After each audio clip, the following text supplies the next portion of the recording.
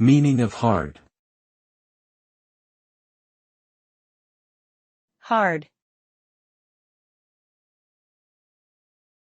Hard. Hard. Hard. The word hard can have multiple meanings depending on the context in which it is used.